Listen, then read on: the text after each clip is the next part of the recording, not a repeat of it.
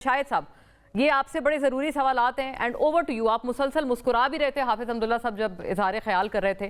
آپ بتائیں آپ کے ویو میں یہ بات صحیح ہے؟ یہ آپ لوگ سارے آؤٹ ہو جائیں گے اگر حقیقی قیادت آ گئی. نواب اکبر بگٹی کی شہادت سے پہلے کیا گولی چلی؟ شاہد صاحب. مونا جتنا ٹائم میرے محترم سیاسی دوست اور مجھ سے عمر میں تھوڑے سے سینئر حافظ حمداللہ صاحب نے لیا ہے اور جتنی چیزوں پہ انہوں نے مجھے ریفرنس کے طور پہ یوز کیا ہے مجھے ان کا جواب دینے کی اجازت ضرور دیجیے گا. سب سے پہلی بات حافظ حمداللہ صاحب کا بھی آخری جملہ کہ 2006 سے پہلے گولی کہاں چلی تھی.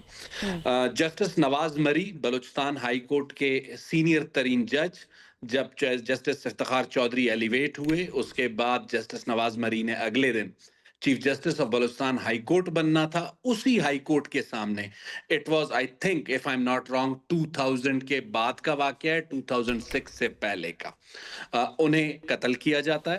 ان کے قتل کے بعد کوہ مردار سے پہلی بار کوئٹہ سٹی پر راکٹ فائر ہوتے ہیں. یہ واقعہ 2006 سے پہلے کا ہے. اگر میں غلط کہہ رہا ہوں تو حافظ حمداللہ صاحب مجھے کہہ دیں کہ جسٹس نواز مری کا واقعہ 2006 سے بعد کا ہے. نمبر 1. نمبر 2, انہوں نے پھر ایک آرگیومنٹ یہ اسٹیبلش کیا کہ 2006 سے قبل نواب اکبر بگٹی کے واقعے سے قبل بلوچستان میں امن چین تھا اور ہر طرف دودھ اور شہد کی نہریں بہہ رہی تھیں. ڈیرہ بگٹی کا ایک علاقہ ہے جسے پشینی کہتے ہیں, ریکارڈ پر موجود ہے. حافظ حمداللہ صاحب حکومتوں کا حصہ رہے ہیں. کسی بھی انٹیلیجنس بیورو سے, اسپیشل برانچ سے, جو بھی ادارے جسے وہ بہتر سمجھتے ہیں اس سے رپورٹ منگوائیں کہ ڈیرہ بگٹی میں پہلا فراری کیمپ سن 2000 میں قائم ہوا. نواب اکبر خان بگٹی کا واقعہ 2006 میں ہوتا ہے. اس کا بھی اگر وہ کہیں گے سرکمسٹانشل ایویڈنس, ڈاکیومنٹڈ ایویڈنس, میں ان کو پرووائڈ کرنے کو تیار ہوں. تیسرا انہوں نے پوائنٹ یہ رکھا, جو بات انہوں نے اچھی کی میں اس کی پذیرائی کروں گا. انہوں نے یہ کہا کہ وہ دہشت گرد حملوں کو غلط سمجھتے ہیں, جمعیت علماء اسلام ان کا دفاع نہیں کرے گی. تیسرے پوائنٹ پہ آ جاتے ہیں حقیقی سیاسی قیادت. میرے دوست ہیں حافظ حمداللہ صاحب, میرے سینئر ہیں, مجھ سے عمر میں بڑے ہیں, ایک احترام ہے. 2013 کا الیکشن اٹھائیں, 2008 کا الیکشن اٹھائیں, اس سے پہلے کا الیکشن اٹھائیں, اگر جمعیت علماء اسلام کی نشستیں آج 12 سے 6 ہوئی ہیں تو میں کہتا ہوں کہ جمعیت علماء اسلام کا مینڈیٹ چوری ہوا ہے.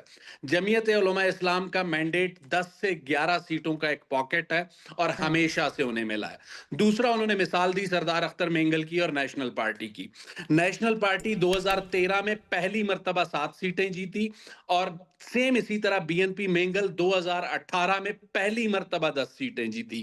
اس سے قبل ان جماعتوں کا شیئر, جس اسمبلی کے حافظ حمداللہ صاحب خود ممبر تھے, جس میں صوبائی وزیر صحت تھے, جام یوسف کی 2006 کی حکومت میں انہوں نے بتایا کہ انہوں نے پروٹیسٹ کیا تھا کیبنٹ میں, لیکن کیا وہ کیبنٹ چھوڑ کے نواب بگٹی کے واقعے کے بعد علیحدہ ہو گئے تھے؟ نہیں ہوئے تھے. اس اسمبلی میں نیشنل پارٹی کی اسٹرینتھ 3 اراکین, بلوچستان نیشنل پارٹی کی اسٹرینتھ 3 سے 2 اراکین. آج آپ 2024 میں کہتے ہیں کہ جی یہ حقیقی سیاسی قیادت نہیں ہے.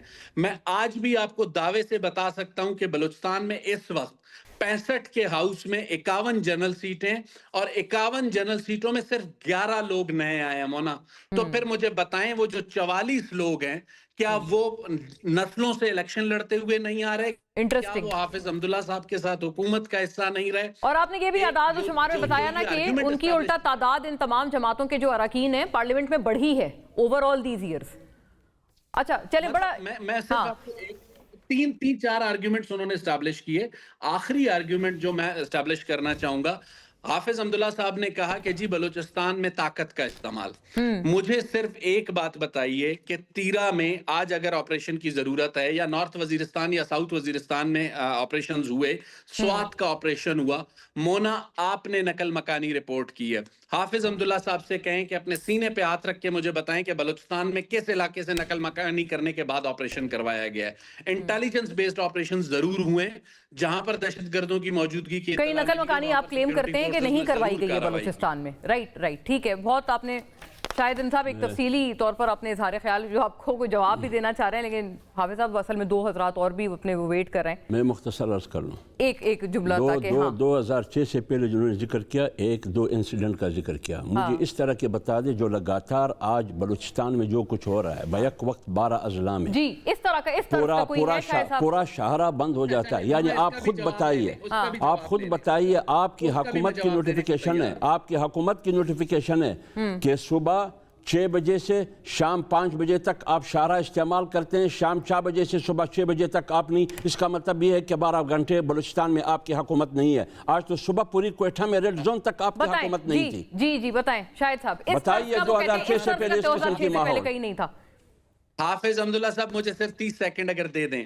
آپ نے جو بات کی گزشتہ 2 دہائیوں میں بلوچستان میں جو سیاسی حکومت رہی, ایون 2006 میں جس کابینہ کے حافظ حمداللہ صاحب ممبر تھے, کیا مجھے بتائیں کہ کسی صورتحال میں دہشت گردی کے خلاف جو جنگ تھی, کیا کسی سیاسی حکومت نے اسے پولیٹیکلی اون کیا؟ یہاں تک کہ کنفیوژن جو پھیلانے کی کوشش کی گئی, دیکھیں اس بات کو مونا سمجھنا ہوگا.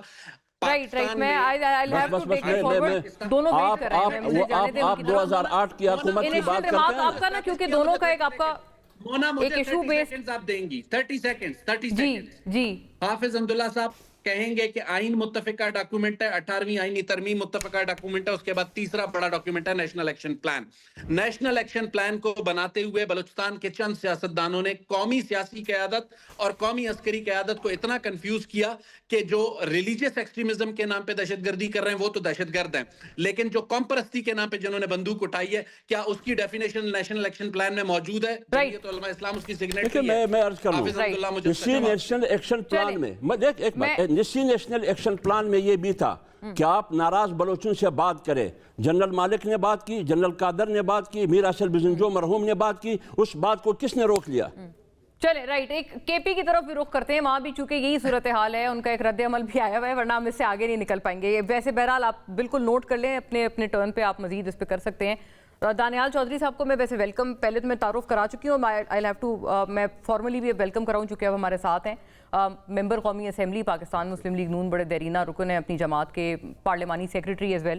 خوش آمدید آپ کو دانیال صاحب. میں بیئر ود می آتی ہوں کیونکہ بھی حافظ صاحب اور آپ کو پتہ ہے تمام اطراف سے ایک حکومت کی پالیسیز کے اوپر بڑی ایک تنقید ہے, گلے شکوے ہیں, تو آپ تمام کو تھوڑا سمیٹیے گا, آپ کی طرف آتی ہوں میں.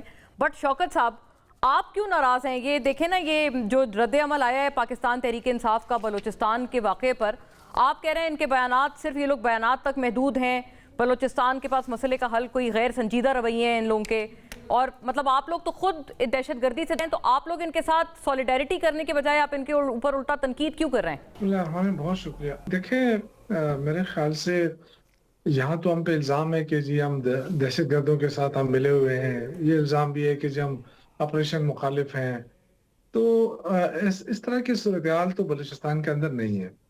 جس کی حکومت ہے وہ وفاق میں بھی بیٹھے ہیں اور فل یہ کہہ رہے ہیں کہ جی ہم دہشت گردی کے خلاف جنگ جو ہے وہ پوری شد و مت کے ساتھ لڑ رہے ہیں. دیکھیں یہ جو گزشتہ دن کا واقعہ ہے نا, دیکھیں 2 چیزیں ہیں. ایک تو یہ کہ 12 اضلاع میں بیک وقت حملے ہونا, یہ تو ظاہر کرتا ہے کہ حکومت نام کی چیز نہیں ہے وہاں پہ. دوسرا جو ہے, اگر سیکورٹی فورسز نے اس کا جواب دیا, میں ان کو خراج تحسین پیش کرتا ہوں, اور وہ تمام لوگ جو شہید ہوئے ہیں ان سب کے لیے دعائیں مغفرت کرتا ہوں. لیکن یہ خود یہ واقعہ ہونا یہ بڑا کویسچنیبل ہے, اور یہ کوئی اتنا معمولی واقعہ نہیں ہے. 12 اضلاع میں بیک وقت کارروائی ہونا, دیکھیں ہم صبح شام یہ وفاقی وزراء آپ دیکھ رہے ہیں کہ جی خیبر پختونخوا حکومت ایسی ہے, خیبر پختونخوا حکومت ویسی ہے. یعنی 1 منٹ بھی آپ جب بھی آپ ٹاک شو میں بیٹھیں گے تو ٹاک شو میں صرف صوبائی حکومت جو ہے وہ خیبر پختونخوا کو ٹارگٹ کیا جائے گا.